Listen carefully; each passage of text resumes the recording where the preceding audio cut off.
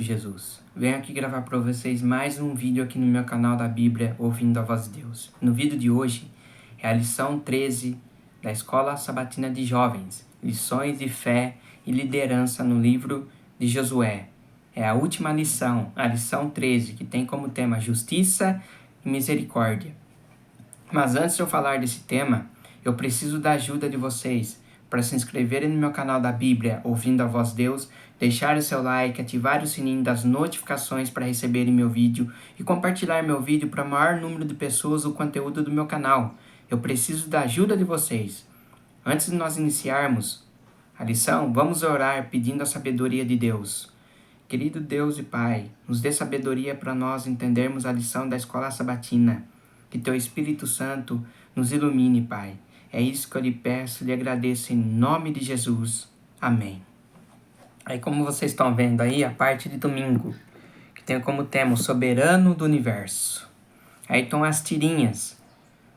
E várias, das pessoas conversando. Diz assim, na primeira: se você tivesse poder para punir um povo que praticava orgias, era violento ao extremo e até assassinava crianças em rituais pagãos, o que você faria?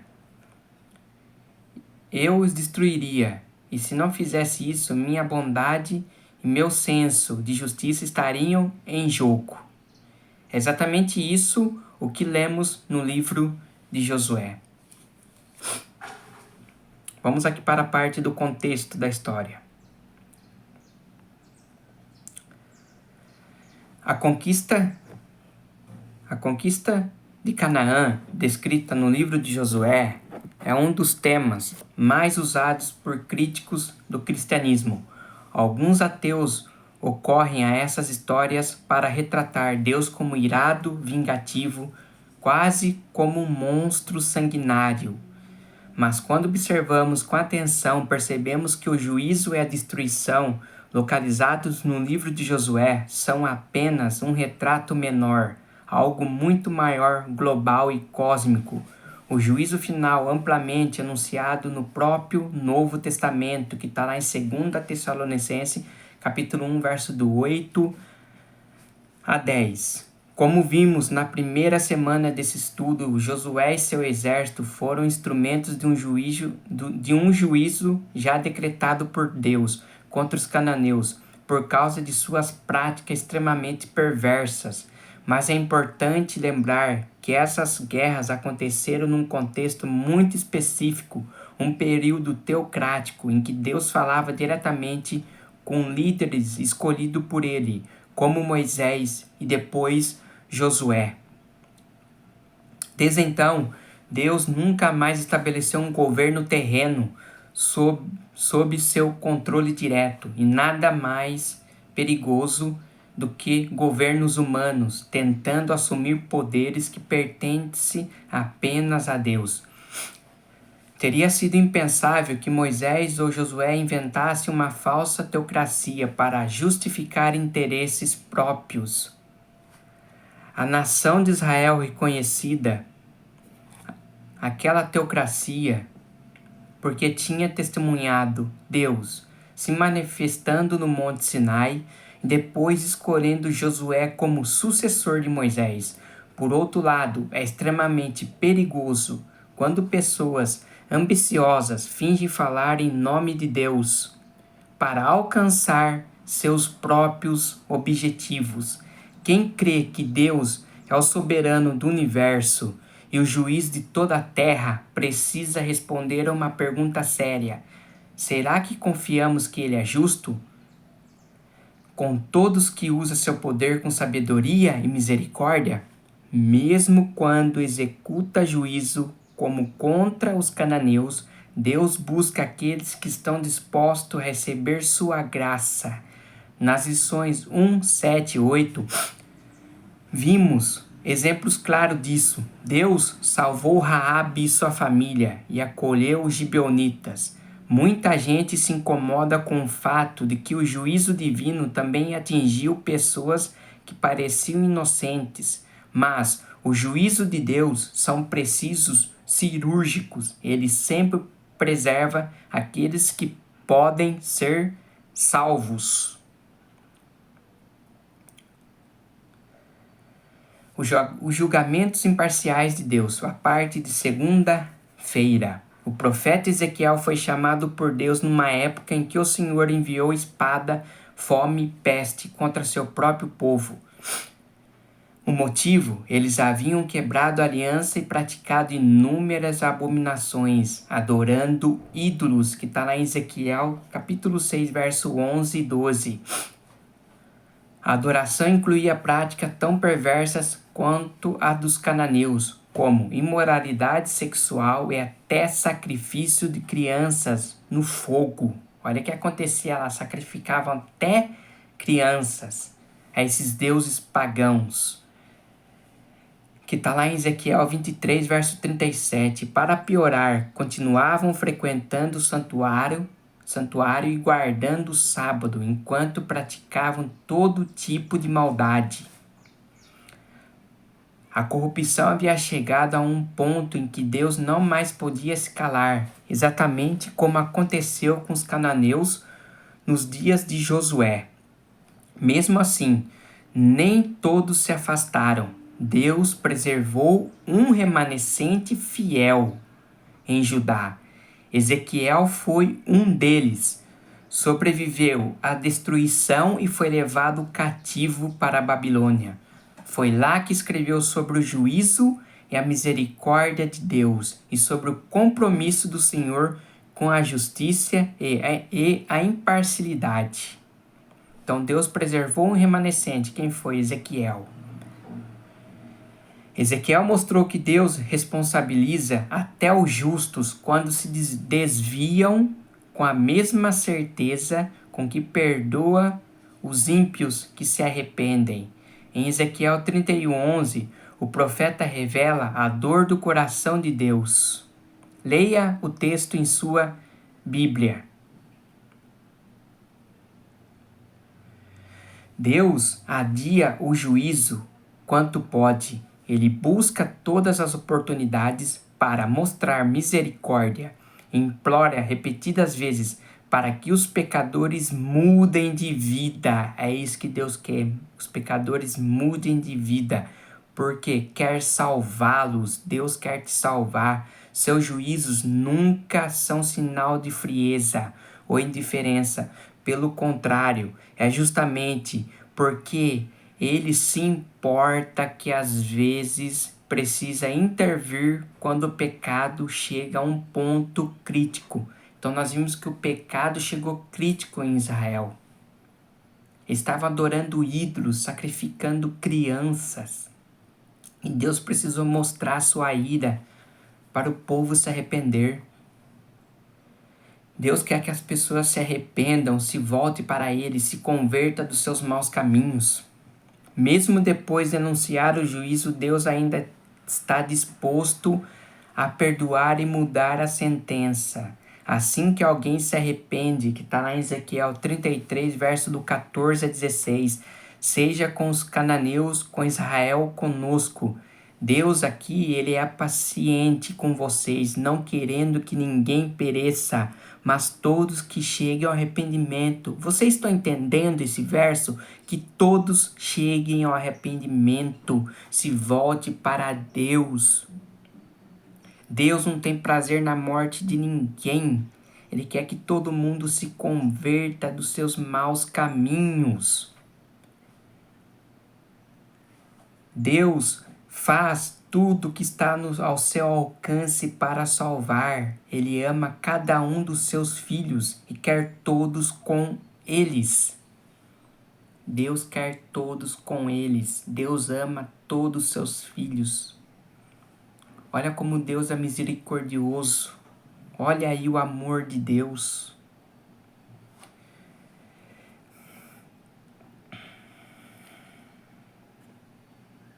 Parte de terça-feira. Guerras espirituais. O livro de Josué apresenta algumas cenas difíceis. Uma guerra santa, em que Deus ordena que seu povo destrua outro grupo. Pode ser algo complicado de entender.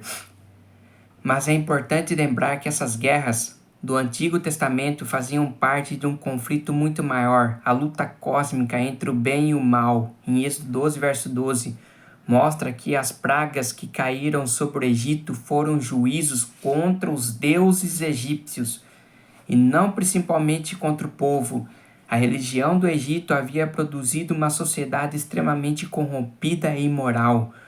Os mitos e lendas de seus muitos deuses estavam cheios de violência e perversão, normalizando incesto, estupro, mutilações, esquartejamentos e assassinatos. A arte e a literatura egípcia retratavam seus deuses como seres desenfreados, movidos por desejo, envolvidos em atos sexuais entre si com seres humanos e até com animais. Além disso, promoviam feitiçaria, ocultismo e comunicação com os mortos. As práticas que colocavam as pessoas em contato direto com forças espirituais malignas. A adoração a ídolos era, na verdade, uma fachada para sacrifícios oferecidos a demônios, que está lá em Deuteronômio 32, verso 17. A moral das pessoas jamais poderia ser mais elevada do que o caráter corrompido das divindades que adoravam. Assim como o Egito, as nações cananeias estavam mergulhadas em idolatria, com prática das mais desumanas, sacrifício de crianças, prostituição cultual, zoofilia e outros rituais detestáveis. A Bíblia mostra apenas parte da maldade dessas nações que levou Deus a pedir prestação de contas, que está lá em Deuteronômio 9, verso 4, diante que a própria Bíblia apresenta. Diante dos juízos divinos, a pergunta que fica é: estamos dispostos a aceitar as razões que a própria Bíblia apresenta? E vamos confiar em Deus nas partes da história que não foram reveladas, que está lá em Deuteronômio 29, verso 29. O plano original para expulsar os cananeus por meio de intervenções sobrenaturais, que está lá em Êxodo 23, verso 28, a história posterior voltou a mostrar que Deus pode salvar seu povo sem que ele precise lutar, segundo a Reis 19:35. O plano ideal de Deus teria poupado Israel das guerras de conquista.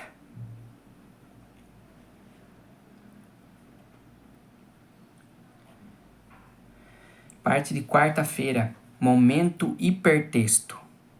Que práticas detestáveis do Egito e de Canaã levaram Deus a intervir com tanta firmeza diante da crueldade de alguns rituais cananeus? Como a conquista de Canaã também pode ser vista como um ato de misericórdia? O que a reação de Deus à idolatria dos israelitas revela sobre seu caráter e sua justiça? Porque os anjos e o povo de Deus vão se alegrar quando os juízos finais forem executados sobre o mundo? Que ensinos no livro de Josué marcaram mais sua vida e você quer levar para sempre? Compare suas respostas com os textos bíblicos a seguir.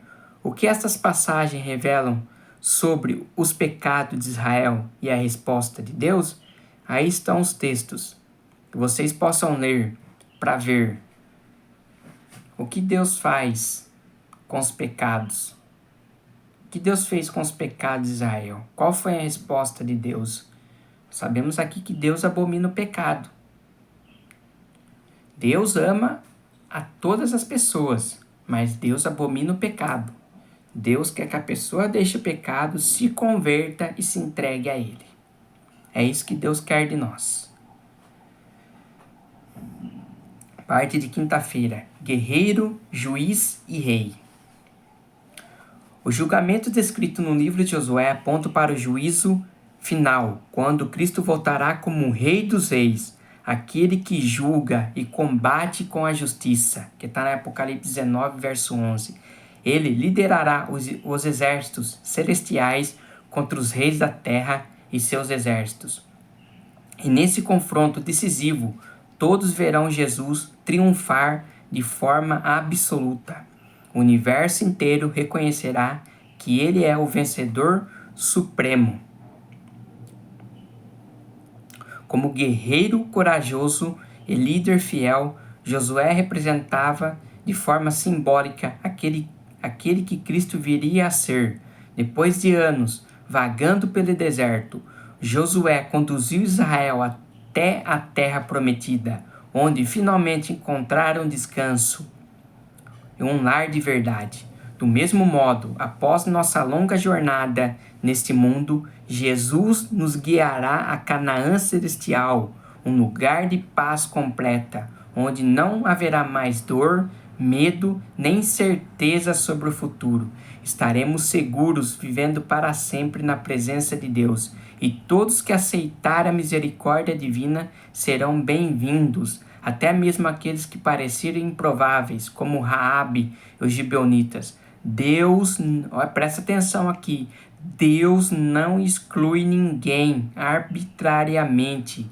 Quem quiser pode fazer parte do povo da aliança. Então aqui, o que Deus está querendo dizer para nós? Preste atenção, Deus não faz acepção de pessoas. Deus aceita todo mundo.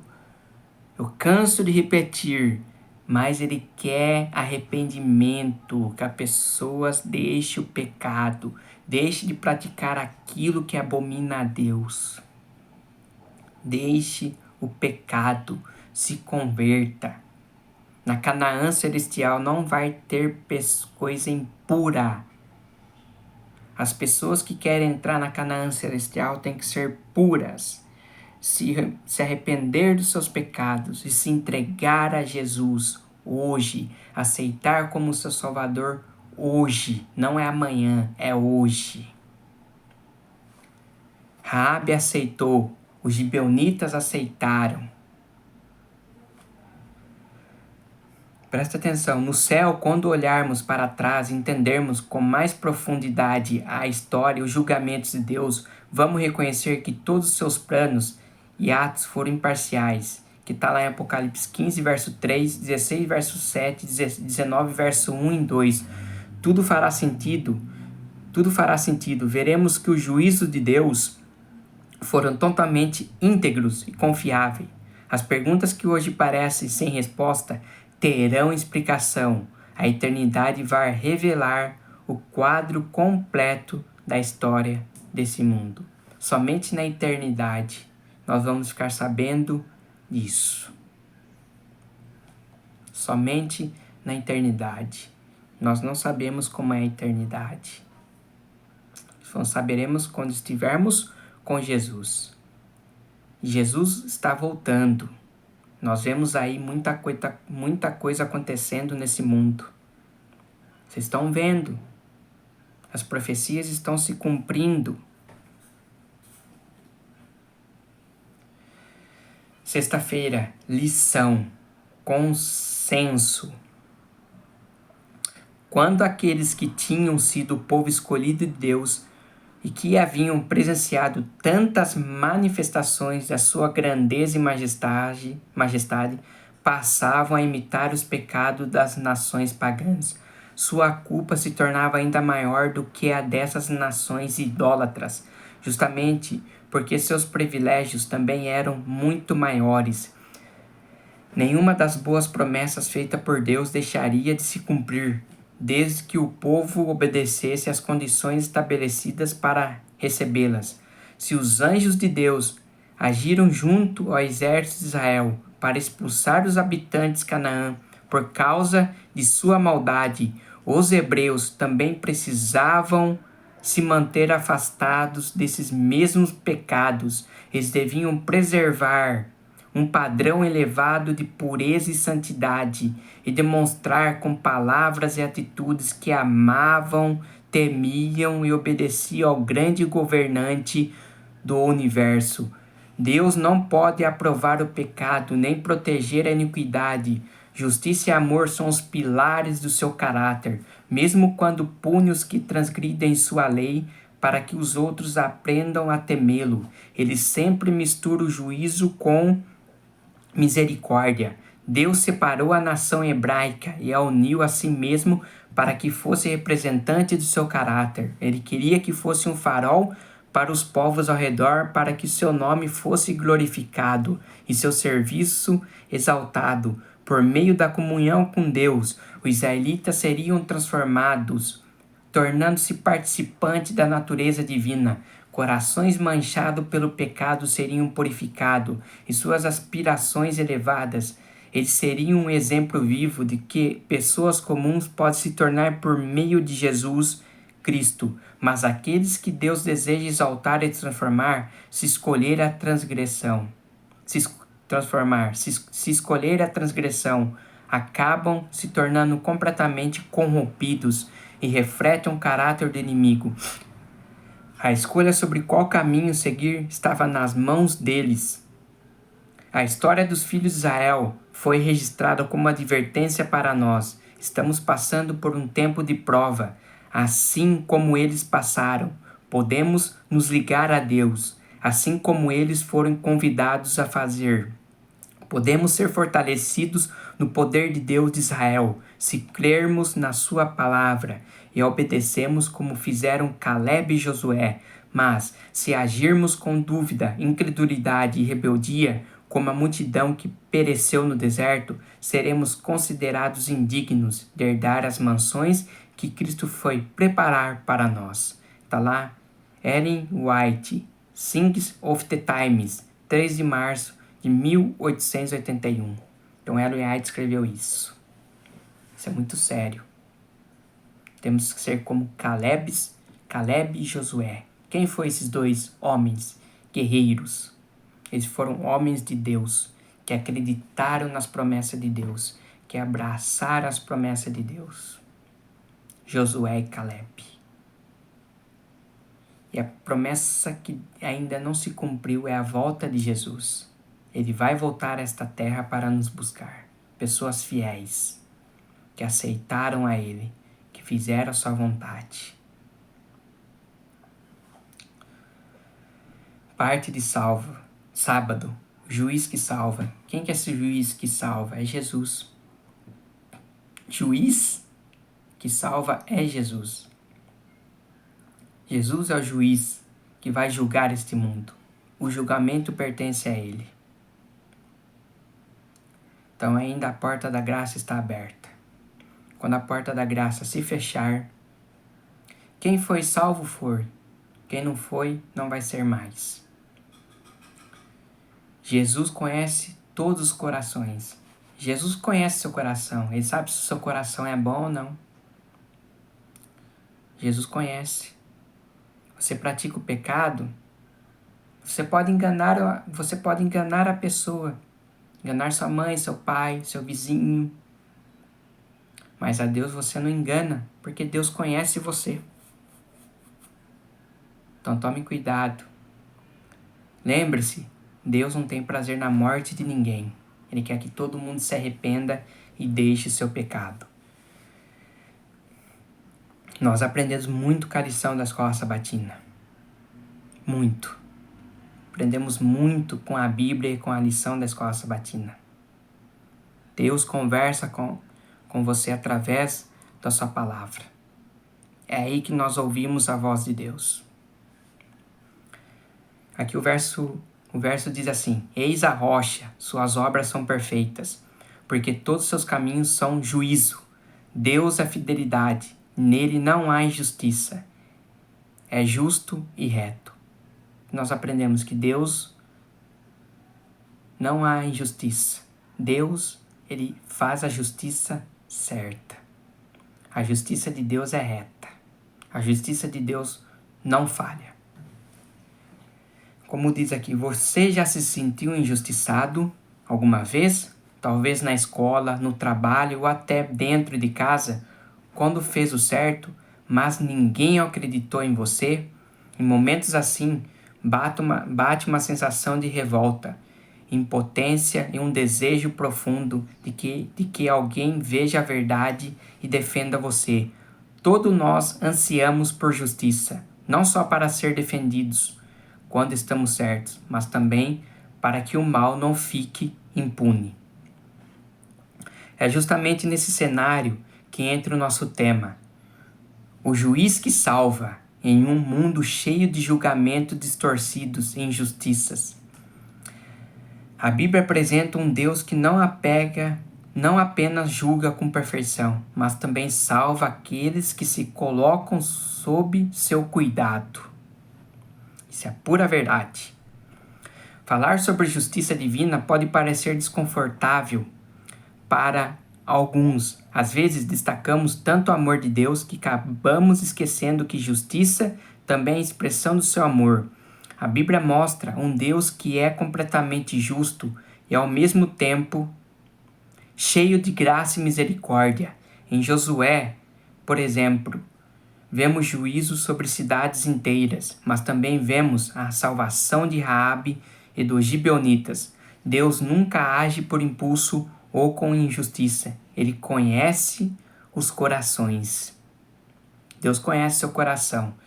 Ezequiel 33, verso 11, revela o coração de Deus. Não tenho prazer na morte do ímpio, mas em que o ímpio se converta. Olha aí, esse verso é para mim, é para pessoas que estão no caminho errado, que pensam, eu estou perdido, Deus já me condenou. Não, Deus diz assim, não tenho prazer na morte do ímpio. Deus não tem prazer na morte do ímpio, aquela pessoa que morreu. Deus fica triste porque é um filho seu que se foi. Mas em que o ímpio se converta, Deus quer que o ímpio se converta, se volte para Ele. Ainda você não está perdido.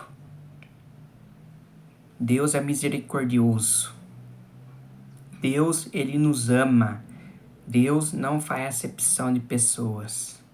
Só que Deus abomina é o pecado.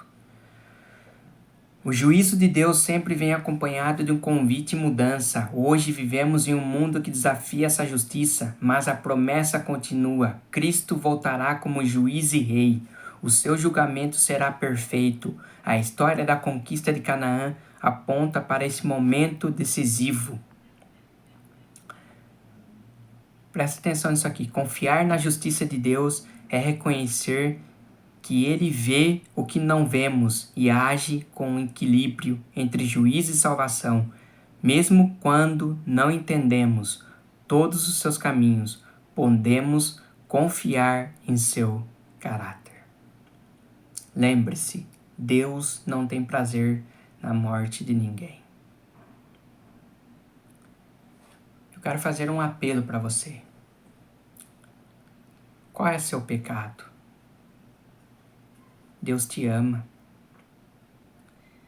Ele quer que você se converta hoje, se entregue a Ele hoje. Deus, Ele quer te salvar. Mas, se você viver na prática do pecado, Deus não vai te salvar. Porque é suas escolhas. Deus, Ele não quer que você adore Ele forçado. Ame Ele forçado. Deus quer amor sincero, entrega total, coração sincero. Se arrependa do seu pecado e se volte para Deus hoje. Eu não sei o que você está fazendo agora, mas Deus sabe.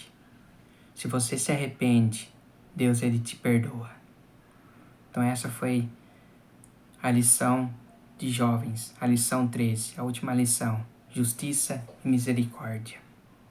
Que vocês se inscrevam no meu canal da Bíblia, ouvindo a voz de Deus, deixe seu like, ative o sininho das notificações para receberem meu vídeo e compartilhe meu vídeo para o maior número de pessoas o conteúdo do meu canal.